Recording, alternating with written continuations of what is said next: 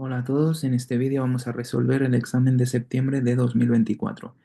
La primera pregunta dice: el restaurante Mojama compite en un mercado de competencia perfecta y vende sus menús a un precio a corto plazo entre el mínimo de explotación y el óptimo de explotación. En ese caso, bien, pues cuando hemos ya superado el mínimo de explotación, ¿vale? No, ¿vale? No tiene que cerrar, ¿vale? Por tanto, la A y la D ya son falsas porque si hemos superado el mínimo de los costes variables medios, hemos superado la condición de cierre. ¿Vale? ¿Qué ocurre? Que al producir, ¿vale? Pero estamos produciendo con pérdidas, puesto que no llegamos, ¿vale? Es decir, estamos en un precio que no supera todavía el óptimo de explotación, es decir, que el precio, ¿vale?, es menor que el coste medio, por tanto vamos a producir con pérdidas, pero permanecemos en el mercado, ¿vale? Es decir, como en este caso el precio es mayor que el coste variable medio, ¿eh? Producimos, pero como el precio es menor que el coste total medio, es lo que sería el óptimo de explotación, tenemos pérdidas, ¿vale? Por tanto, producimos, pero con pérdidas, pero permanecemos en el mercado ya que hemos superado la condición de cierre, ¿vale? Es decir, recordad en el gráfico, de forma gráfica, que si tenemos el coste marginal,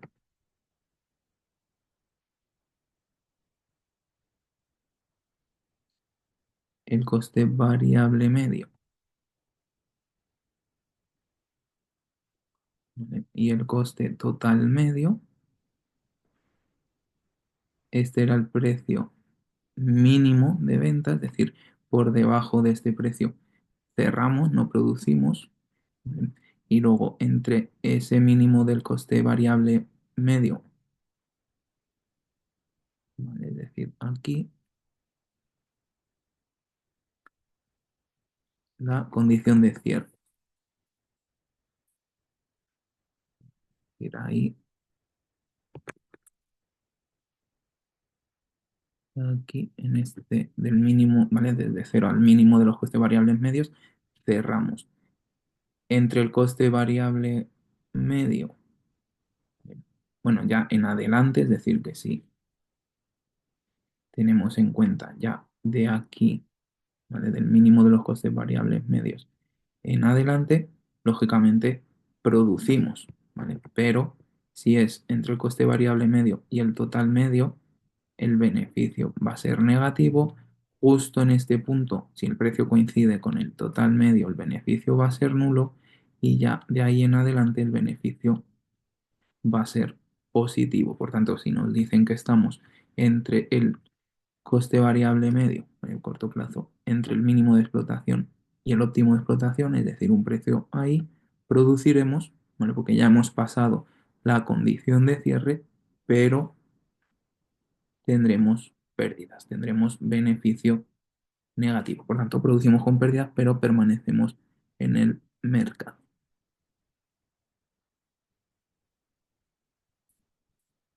Bien, la siguiente pregunta dice: el 12% de los multados en 2014 en España no llevaban el cinturón de seguridad puesto.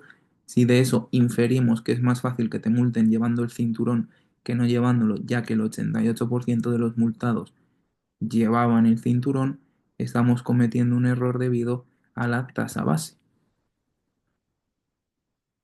¿vale? Es decir, no es que del 100% de los multados, o sea, no es que de los 100% de los conductores, ¿vale? O sea, bueno, de los multados, el 88% llevaran el cinturón,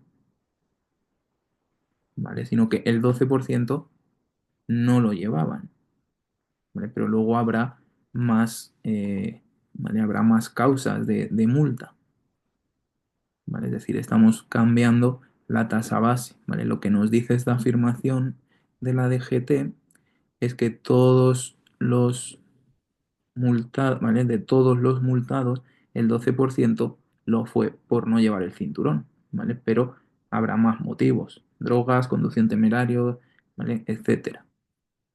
Pero no porque lleven el cinturón, ¿vale? Por tanto, si inferimos que es más fácil que te multen llevando el cinturón, ya que el 88% lo llevaban, es que no estamos teniendo en cuenta, ¿vale? La tasa, vamos, que estamos cometiendo un error en la tasa base. Bien, en un modelo ortodoxo de competencia monopolista a largo plazo, conforme van entrando empresas en el mercado, atraídas por los beneficios extraordinarios de la curva de demanda de cada empresa, se hace más elástica, se desplaza a la derecha ganando inclinación. ¿Vale? Pues bien, se hace más elástica. ¿Por qué? Porque a medida que van entrando empresas,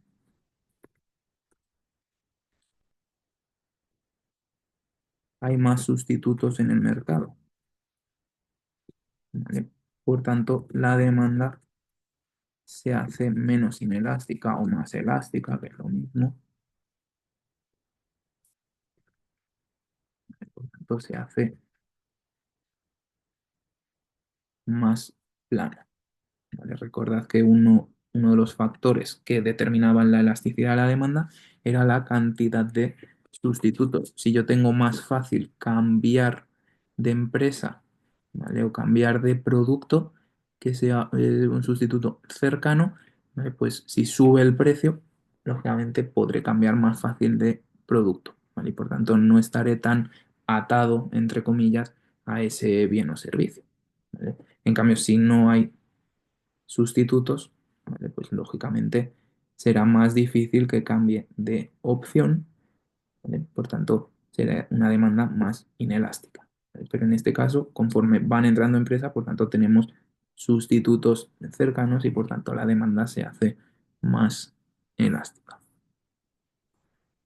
Costa Mediterránea organiza cruceros de 7 días de duración. Si su función de demanda es 1000 menos P y sus costes x cuadrado menos 20x más 10.000 y actúa en un mercado de competencia monopolística a corto plazo, el precio del crucero será, pues, como siempre en competencia monopolística a corto plazo, se comporta como un monopolio. Por tanto, coste marginal igual a ingreso marginal. Coste marginal, siempre la derivada del coste, 2x menos 20 y la demanda 1000 menos x, por tanto el ingreso marginal 1000 menos 2x. ¿Vale? Recordad siempre mismo término independiente y doblamos la pendiente, doblamos siempre el número que haya en la x, en este caso pues de 1 a 2. Bien, igualamos ambos, como hemos dicho, coste marginal 2x menos 20 igual a ingreso marginal 1000 menos 2x. Por tanto, 4x, pasamos el 2x sumando, igual a 1020. Por tanto, x 1020 entre 4, 255. Pero esta es la producción. Nos piden el precio, por tanto, con esta producción el precio va a ser 1000 menos 255, 1000 menos x, por tanto, 745. Ese sería, por tanto, el precio.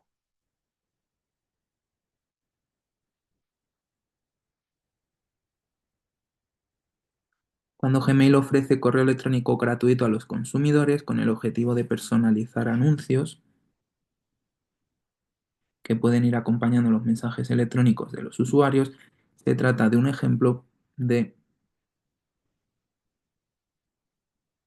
bien, la superabundancia de contenidos, ¿vale? La sobreexplotación, digamos, de la información, de los contenidos, la multitarea y la impaciencia son fenómenos crecientes, dado que la atención es uno de los bienes más escasos, puesto que el tiempo es escaso y que el coste de elaborar y de distribuir el contenido digital tiende a cero. Ya vimos que en la economía de la información los costes marginales son decrecientes y tienden a cero.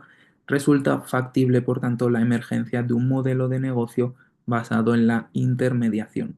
De esa forma, las páginas más populares de la web son las de búsqueda, que permiten que la gente encuentre la información que desean y eviten la que no les interesa. Vender la atención de los espectadores ha sido siempre un modo muy atractivo de sufragar los costes de la oferta de información. Los anuncios financian las cadenas de televisión y a menudo las revistas y los periódicos tienen también en la publicidad su principal fuente de ingresos.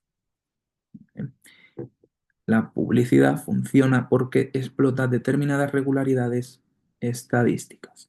¿Vale? Por tanto, Internet ofrece una posibilidad nueva de emparejar clientes con proveedores. Los proveedores de la web estudian el comportamiento de millones de consumidores y pueden producir de manera inmediata contenidos a la medida de estos. ¿Vale? Por tanto, se trata de un ejemplo de economía de la atención.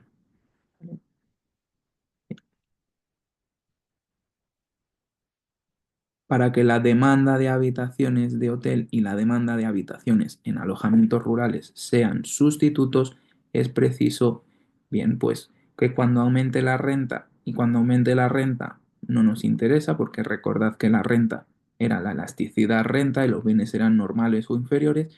Para que sean sustitutos tenemos que ver el precio de uno de ellos que ocurre con la demanda del otro. Por tanto, si aumenta el precio, por ejemplo, de hotel, ¿vale? Disminuirá la demanda de habitaciones de hotel y por tanto aumentará la demanda de habitaciones rurales. ¿Vale? Por tanto, la C. Cuando aumenta el precio de uno de ellos, la demanda de ese mismo caerá, aumentando la demanda del otro. ¿Vale? Si hubieran sido complementarios, hubiera sido la B. Cuando aumenta el precio de uno de ellos, disminuye la demanda de ese mismo y como son complementarios, se consumen a la vez, disminuye la demanda del otro. Pero como aquí son sustitutos, por tanto, aumenta el precio, en este caso del hotel, por ejemplo, disminuye la demanda del hotel y como sustituimos uno por otro, aumentamos la demanda de los alojamientos rurales. Bien, siguiente pregunta. Todos los años hay dos derbis entre el Sevilla y el Betis que cuestan 100 euros. Rubén asiste a ambos. Compra la entrada del Sevilla Betis, pero cuando llega descubre que la ha perdido. Bien, en el día del Betis Sevilla, cuando llega a la taquilla, descubre que ha perdido 100 euros. ¿Vale? Si es un consumidor racional, y aquí está la clave de la pregunta, y compró una nueva entrada en el Sevilla Betis, ¿qué hará en el Betis Sevilla? ¿Vale? Pues la comprará, ¿vale? Porque el efecto sobre su riqueza de perder la entrada y el dinero en efectivo es el mismo. Es decir, al ser un consumidor racional, está perdiendo exactamente 100 euros en un caso y en otro. Por tanto, si en un caso la vuelve a comprar, en el otro también. ¿Vale? Es decir, un consumidor racional asume que el dinero es fungible, es decir, que nos da igual de dónde venga, es decir, que sea lo que pierdes una entrada o que sean 100 euros en efectivo. ¿Vale? Según Richard Thaler, como vimos ¿vale? en la teoría sobre esto, sobre la fungibilidad, el consumidor racional y tal, ¿vale? En su artículo titulado Mental Accounting, considera que esto no es así, es decir, que el dinero no tiene igual valor, ¿vale? Y que por tanto no es fungible, sino que hacemos grupos de dinero que dedicamos a diferentes actividades, como puede ser pagar la hipoteca, los gastos de casa, ropa, el ocio, ir a los partidos, etcétera, ¿vale? En ese caso, el dinero de la entrada forma parte del dedicado al ocio, ¿vale? Y paga la entrada de ese montón. Pero el billete de 100 euros forma parte del dinero global, que todavía no está asignado a ninguna actividad.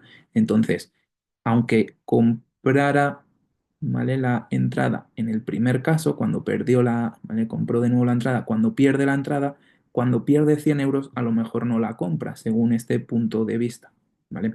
Porque al no estar asignado todavía a alguna actividad, ¿vale? Se lo pensará antes de comprar la entrada, ya que lo puede emplear en otros gastos más necesarios, ¿vale? Como puede ser, por ejemplo, hacer la compra, cambiar la rueda del coche o lo que sea, ¿vale? Es decir, como es un dinero que todavía no ha asignado a ninguna cuenta, ¿vale? Pues literalmente está quitando, digamos, dinero de otros usos más necesarios, ¿vale? Pero como en este caso nos dice que es un consumidor racional, por tanto, si ha comprado entrada cuando perdió la entrada, ¿vale? Pues va a comprar la entrada cuando ha perdido 100 euros, porque en ese caso, para un consumidor racional, ya os digo, es simplemente pierdo 100 euros y pierdo 100 euros, aunque sea en forma de entrada y en forma de billete, ¿vale? Pero es el mismo efecto. Por tanto, la comprará porque el efecto sobre su riqueza de perder la entrada y el dinero en efectivo es el mismo.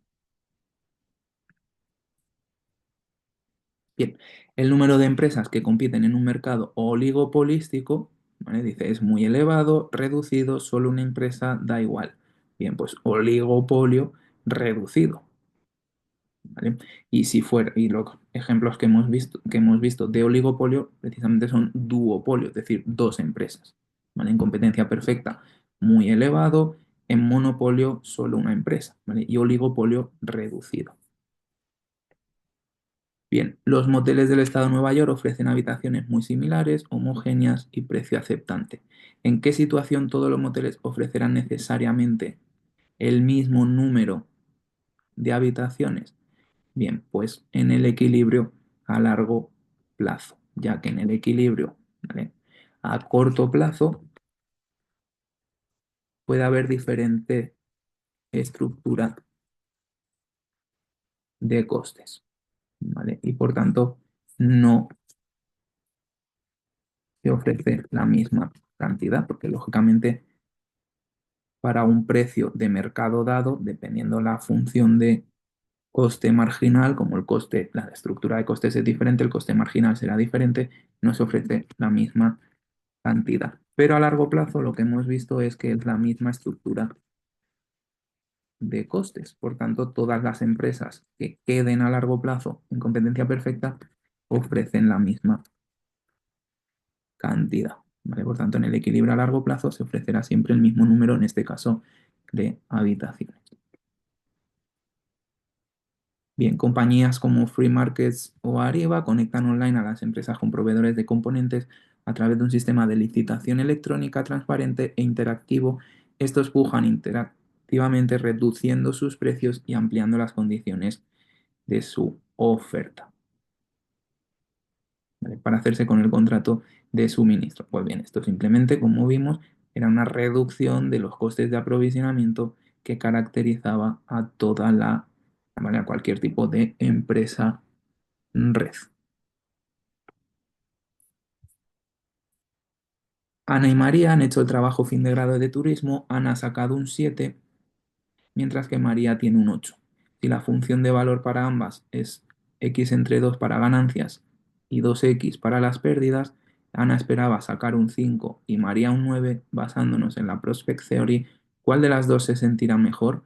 Bueno, sin necesidad de basarnos en la Prospect Theory, ¿vale? Pues ¿quién se va a sentir mejor? La que esté mejor con respecto a lo que esperaban sacar, ¿no? Es decir, la lógica nos dice que si Ana esperaba sacar un 5 y ha sacado un 7, se va a encontrar mejor, se sentirá mejor que María, que esperaba sacar un 9 y ha sacado un 8, ¿vale? Es decir, Ana ha sacado menos, pero como esperaba sacar mucho menos, ¿vale? Pues es la que se va a sentir mejor. Si nos basamos en la Prospect Theory, lo que tenemos que hacer es jugar un poco con las funciones de valor, ¿vale? Entonces, Ana está en ganancias. ¿Por qué? Porque ha sacado más de un 5, ¿vale? Por tanto, para Ana, ¿vale? Su valor, en este caso sería, bueno, realmente V, ¿vale? De 7, porque ella ha sacado, ¿vale? Un 7. Ana sería X entre 2, pero X, recordad cuando vimos este tema, que era no directamente la nota, sino la diferencia, ¿vale? Porque para la Prospect Theory, como hemos dicho, nos interesa cómo estamos, pero con respecto a lo que pensábamos que íbamos a estar, ¿vale? Por tanto, 7 menos 5, ¿vale? Entre 2. Por tanto, 2 entre 2, 1. Bien, en cambio, ¿vale? María, su función de valor, ¿vale? Es un 8, pero en las pérdidas. ¿Por qué? Porque esperaba sacar un 9. Por tanto, como ha sacado menos, tenemos que utilizar la de las pérdidas. Por tanto, 2 por x, pero x la diferencia entre lo que sacamos y lo que esperábamos sacar. Por tanto, 2 por menos 1 menos 2. Por tanto, ¿quién se siente mejor? Ana, porque tiene una función de valor mayor que la de María. ¿Vale? Es decir, la función de valor, ¿vale?, de Ana, lo podemos poner directamente como la función de valor de Ana es mayor que la función de valor de María. Por tanto, Ana se siente mejor. A Ignacio le han subido el sueldo. Si debido a ello, ¿vale?, ha reducido el número de días que va a trabajar en autobús, el autobús es un bien inferior. ¿Vale? Recordad, un bien normal, ¿vale?, era más renta, más demanda. Un bien inferior era más renta,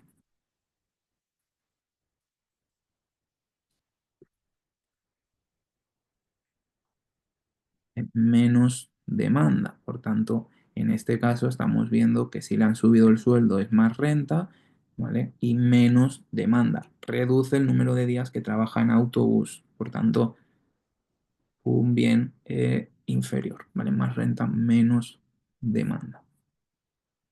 ¿Cuál sería la función de utilidad asociada a las siguientes preferencias? Un día adicional de playa, bien X1, no añade nada a la satisfacción del consumidor a menos que vaya siempre acompañado por 4 horas tomando el sol. Es decir, un día más de playa no añade nada a la satisfacción del consumidor a menos que vaya siempre, ¿vale?, acompañado de algo y no añade nada, ¿vale?, un día más.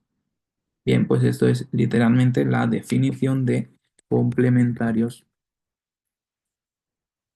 perfectos, ¿vale? Es decir, complementarios perfectos eran aquellos que si yo consumía más de uno, pero no se cumplía la proporción, ¿vale?, no iba a ganar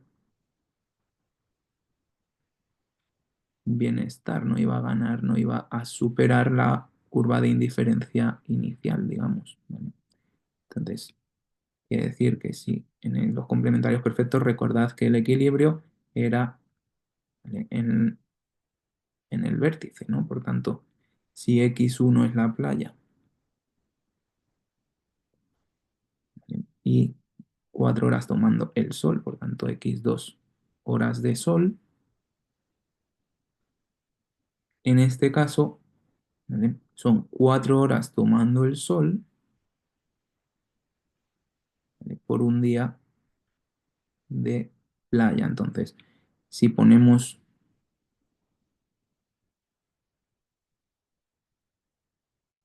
esto, sería un día de playa, 4 horas de sol, ¿vale? Porque x2 es cada uno. Por tanto, esta sería eh, el equilibrio de la primera curva de indiferencia, 2, 8 y así sucesivamente. Entonces, ¿qué ocurre?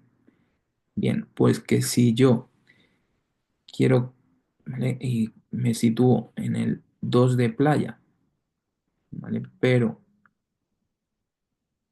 mantengo los 4 de sol, ¿vale?, es decir, un día adicional de playa, pero no van acompañadas de esas 4 horas de sol, sino que mantengo esas 4, me mantengo en la misma curva de indiferencia. Por tanto, no añade nada, ¿vale? Un día adicional no añade nada a la satisfacción, es decir, estoy en la misma curva de indiferencia, al menos que vaya siempre acompañada. Es decir, que si son 2 días de playa, necesito tener 8 horas de sol, 4 por, ¿vale?, 4 horas por cada día, ¿vale? Entonces, si ya estoy, ¿vale?, en 2 de playa y 4 de sol, lógicamente paso a la siguiente curva de indiferencia, ¿vale? Y por tanto estaré mejor, ¿vale?, con mayor satisfacción, utilidad 1, utilidad 2.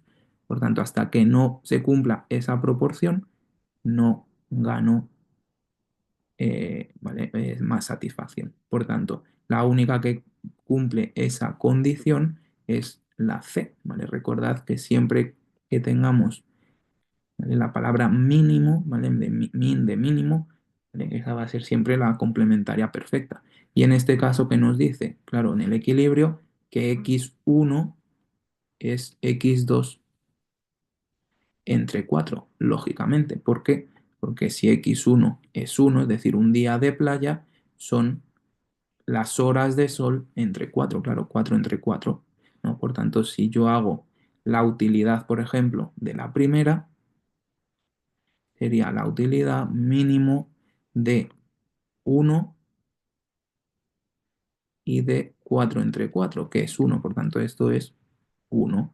Si yo hago la utilidad, imaginaros lo que os he dicho antes, para verlo con la función de utilidad, si yo hago 2 días de playa, pero también 4 horas de sol, la utilidad es el mínimo de 2 y de 1, que sigue siendo 1, es decir, sigo estando, ¿vale?, en el punto verde, ¿vale? Mientras que si ya cambio y estoy en el punto rojo, otra vez sería la utilidad el mínimo,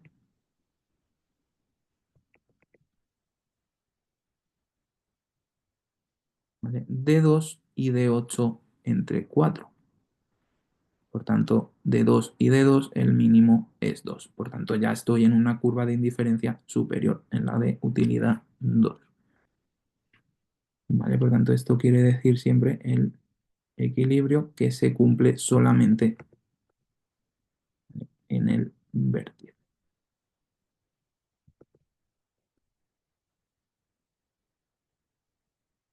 Bien, Land's End puede utilizar las infraestructuras de telecomunicaciones y del sistema bancario para llevar a cabo transacciones en tiempo real a través del teléfono y de Internet. Bien, los cambios tecnológicos nos permiten hacer más con la misma información. La mejora de las infraestructuras de la información ha aumentado la capacidad de las empresas para almacenar, extraer, clasificar, filtrar y distribuir información. Y como consecuencia ha incrementado enormemente el valor de la propia información, ¿vale? Por tanto, las mejoras en las infraestructuras de la tecnología de la información y comunicación, en las infraestructuras TIC, permiten llevar a cabo transacciones en tiempo real a través del teléfono y de Internet. Por tanto, en este caso, los cambios tecnológicos nos permiten hacer más, ¿vale?, con la misma información. Por tanto, opción A. Bien, el primer problema de este examen lo tenéis resuelto en la primera semana de 2018 y el segundo en septiembre de 2018.